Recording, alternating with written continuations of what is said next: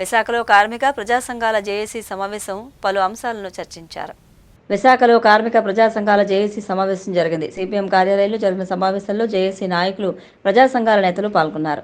Steel plant ప్రైవేటీకరణను అడ్డుకుంటామని BJP ప్రతినిధులు ప్రచారాలు చేస్తున్నారే తప్ప ఆచరణలోకి తీసుకురావడం లేదని జేఏసీ చైర్మన్ జగ్గునాయుడు ఆరోపించారు. కార్మిక వర్గాన్ని నిర్వీర్యం చేసేలా కుట్రలు జరుగుతున్నాయని ఆందోళన వ్యక్తం చేశారు. ప్రభుత్వం వైజాగ్ స్టీల్ ప్లాంట్ ని మేము ప్రైవేట్ పరం చేయం, దీని అభివృద్ధి బాట పట్టిస్తామని చెప్పని కేంద్ర మంత్రులు, ప్రజాప్రతినిధులు, అలాగే మన రాష్ట్ర ముఖ్యమంత్రి, ఉప ముఖ్యమంత్రి, ప్రజాప్రతినిధులు తరచూ ప్రకటనలు చేస్తున్నారు. ప్రకటనలకి ఆచరణకి పూర్తి విరుద్ధంగా ఉంది.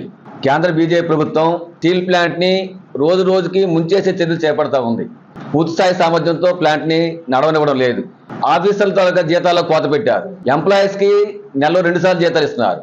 కాంట్రాక్ట్ వర్కర్స్కి నెల నుంచి 4 నెలల వరకు జీతాలు ఇవ్వడం లేదు. కాంట్రాక్ట్ బిల్లులు చెల్లించడం లేదు.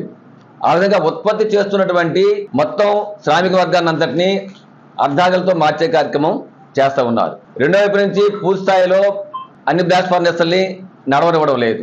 ఇది చాలదన్నట్టు ఉన్న మ్యాన్ పవర్ని పూర్తిగా ధ్వంసం చేస్తున్నారు. ఈరోజు ఇప్పటికే వైజాగ్ స్టీల్ ప్లాంట్లో అవసరానికి కన్నా తక్కువ మ్యాన్ పవర్ ఉంది.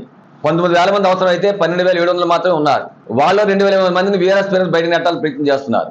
మరో 500 మందిని నగర్నార్ కంపెనీకి బదిలీ చేయడం కోసం ఆల్రెడీ ఇంటర్వ్యూలు నిర్వహిస్తున్నారు. మరో 14 మంది వచ్చే సంవత్సరం కల్లా రిటైర్ అయిపోతారు. అంటే ఉన్న ఎంప్లాయీస్ ని తగ్గించే కార్యక్రమాన్ని పూనుకుంటున్నారు.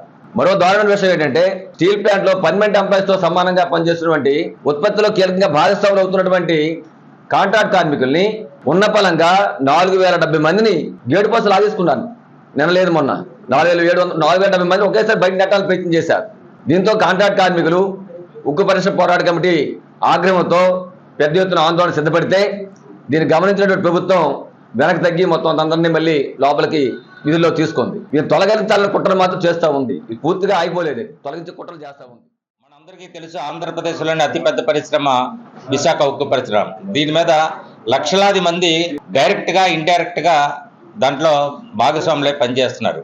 ఈవేళ స్టీల్ ప్లాంట్ కానీ వాళ్ళు ఏదైతే కార్మికులు తగ్గించి, ఉత్పత్తిని తగ్గించి, దాన్ని నష్టాల్లో చూపించి దాన్ని ప్రైవేటీకరణ చేయాలని ప్రభుత్వం తలపడుతుందో దాన్ని మనం అరికట్టకపోయినట్లయితే మరి రానున్న కాలంలో ప్రైవేటీకరణ దిశగా అది వెళ్ళడానికి అవకాశం ఉంటుంది. కాబట్టి ఎటువంటి పరిస్థితుల్లో కార్మికులు తగ్గించడానికి వీల్లేదు.